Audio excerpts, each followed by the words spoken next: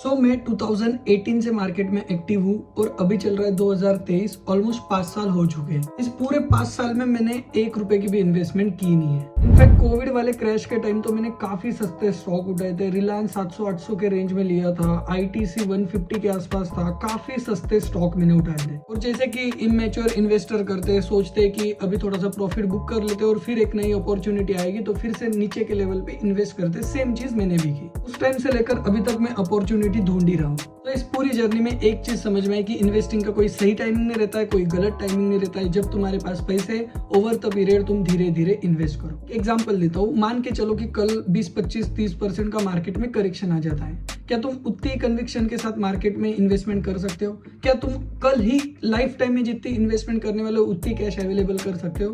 Obviously not. तो एक life time में जितनी कैश तुम इन्वेस्ट करने वाले हो वो ओवर द पीरियड तुम्हारे पास भी धीरे धीरे आएगी और तुम भी मार्केट में धीरे धीरे लाओगे। अभी मार्केट ने लगा है 20,000 का ऑल टाइम हाई और पता नहीं यहाँ से मार्केट शायद 21,000 भी चल जाए। इस ऑल टाइम हाई पे मैं स्टार्ट कर रहा हूँ मेरी इन्वेस्टिंग जर्नी। ऑब्वियसली मैं इन्वेस्टिंग जर्नी किसी फोमो में स्टार्ट नहीं कर रहा हूँ कि भाई इतनी रैली हो चुकी है, तो वैसा नहीं है। अभी मैं एक सस्टेनेबल लेवल पे हूँ जहाँ पे मैं हर मंथ एक पर्टिकुलर अमाउंट इन्वेस्ट कर सकता हूँ। अभी मेरे इनकम सोर्सेज काफी स्टेबल हो चुके हैं क्योंकि हम ऑल टाइम हाई पे इन्वेस्टिंग जर्नी स्टार्ट कर रहे हैं। तो हो सकता है कि हम थोड़ा नेक्स्ट 2-3 ईयर्स तक अंडर परफॉर्म करें, बट जैसे कि मैंने बोला हम लॉन्ग टर्म मतलब 15-20 साल का होराइजन लेके इन्वेस्टिंग करने वाले, तो उसमें 2-3 साल का अंडर परफॉर्मेंस तुम्हें नहीं देखना है क्योंकि तुम्हें लॉन्ग टर्म पर्सपेक्टिव से इन्वेस्टिंग के बारे में सोचना है। अभी हम आ जाते हैं अलोकेशन में कि किस तरीके से हम इन्वेस्टिंग करेंगे, किस तरीके से हमारा पोर्टफोलियो का अलोकेशन रहेगा। हमारा पोर्टफोलियो रहेगा 30% हम डेप्थ में रखेंगे और 70% रखेंगे हम इक्विटी में। इक्विटी में भी मेजर पोर्शन मतलब 30% रखेंगे हम लार्ज कैप मतलब कि काइंड ऑफ निफ्टी 50 के और क्वालिटी स्टॉक्स में।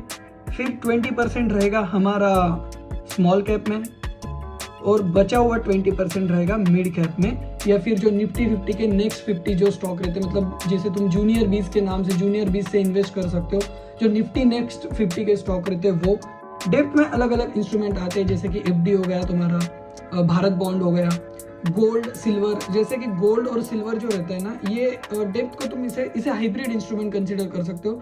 डेप्थ नहीं बोल सकते बट मैं उसे डेप्थ के हिसाब से कंसीडर करता हूँ, तो वो सब्जेक्टिव रहेगा बट मैं उसे एज अ डेप्थ ही कंसीडर करूंगा मेरे पोर्टफोलियो में। अगर 30% मुझे डेप्थ में डालना है तो मेजर पोर्शन मेरा गोल्ड में रहेगा और गोल्ड में भी मैं गोल्ड बॉन्ड्स में इन्वेस्ट करूंगा। अभी करंटली मैंने प्लान किया कि एवरी मंथ में 2 लाख रुपीज इन्वेस्ट करूंगा। अगर मैं 2 लाख इन्वेस्ट कर रहा हूँ और अगर तुम 20,000 इन्वेस्ट कर रहे हो तो मान के चलो अगर मैं 10 गोल्ड बॉन्ड ले रहा हूँ तो तुम्हें लेना है 1 गोल्ड बॉन्ड। अगर मैं रिलायंस के 10 स्टॉक खरीद रहा हूँ मतलब 10 शेयर ले रहा हूँ तो तुम्हें लेना है 1 शेयर।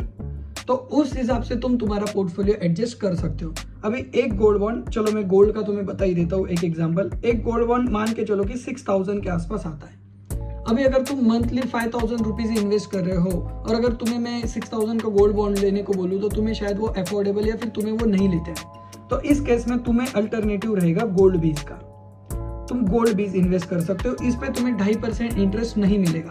तो इसमें तुम्हें 2.5% इंटरेस्ट नहीं मिलेगा बट इसमें तुम्हें एक फ्लेक्सिबिलिटी देती है कि तुम इसे इमीडिएट सेल कर सकते हो। मतलब इसमें जो लिक्विडिटी रहती है वो काफी ज्यादा हाई रहती है। तो मान के चलो कि तुमने गोल्ड बीज में इन्वेस्ट करना स्टार्ट किया तो हर 2-4 महीने बाद जब गोल्ड बीज की वैल्यू एक अच्छी अमाउंट हो जाए तो उस गोल्ड बीज को तुम सेल करके अगेन गोल्ड बॉन्ड में कन्वर्ट कर सकते हो। तो इसके अलावा हम इन्वेस्ट करेंगे क्वालिटी स्टॉक्स में। जैसे कोई अच्छा स्टॉक है जो 10-15% करेक्शन में मिल रहा है कोई न्यूज के चलते हुए, या फिर कोई स्टॉक है जो अपने 200 डे के EMA से 10-20% के दूर चल रहा है, कोई अंडर परफॉर्मिंग स्टॉक है जो अच्छा स्टॉक है बट काफी टाइम से अंडर परफॉर्म कर रहा है। तो ऐसे क्वालिटी स्टॉक्स को अगर डिस्काउंट पे हमें किसी न्यूज की वजह से मिल रहा है तो उन्हें भी हम धीरे धीरे एक्यूमुलेट करेंगे। इसके अलावा हम स्मॉल कैप में इन्वेस्ट करेंगे म्यूचुअल फंड्स के थ्रू, क्योंकि स्मॉल कैप भले अभी काफी अच्छा चल चुके हैं बट स्मॉल कैप में इन्वेस्टिंग के लिए काफी ज्यादा रिसर्च और काफी अच्छा नॉलेज रहता है। तो स्मॉल कैप में हम इन्वेस्ट करेंगे अच्छे म्यूचुअल फंड्स के थ्रू।